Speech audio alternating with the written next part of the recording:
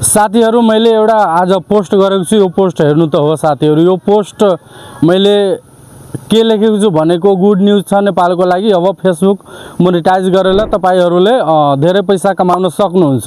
यसमा धेरै जनाले कमेन्ट गरेको छ कि मोनेटाइजेसन त नेपालमा केही महिना अघिदेखि नै भइरहेको छ, तर यो मोनेटाइजेसनको लागि नभएर साथीहरु यो तपाईको अपडेट छ एउटा नेपालको लागि, जुन एकदमै खुसीको कुरा रहेको छ। यदि तपाई फेसबुक कन्टेन्ट क्रिएटर हुनुहुन्छ भने तपाईको लागि एकदमै खुसीको कुरा हो, किनभने फेसबुक मेटाले, फेसबुक टिम जुन फेसबुकको मातृ कंपनी छ मेटाले आफ्नो डाटा सेन्टर अर्थात आफ्नो अफिस नेपालमा खोल्दै हुन्छ दुई ठाउँमा।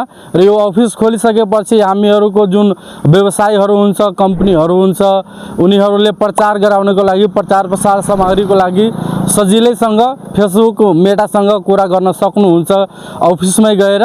र यसरी सजिलो भएको हुनाले धेरै जनाले आफ्नो सामग्रीहरु प्रचार प्रसार र फेसबुकमा एड रन गराउन सक्नुहुन्छ। यस कारणले तपाईहरु यदि कन्टेन्ट क्रिएटर हुनुहुन्छ भने तपाईहरु मज्जाले धेरै भिडियो बनाएर तपाईहरुले मज्जाले अर्निङ गर्न सक्नुहुन्छ। यही अपडेट मैले यो पोस्ट मार्फत राखेको छु र धेरै जनाले यसलाई अर्कै कुरा बुझेको छ। सो तपाईहरुलाई यो भिडियो कस्तो लाग्यो सबैजनाले कमेन्ट गर्नु होला।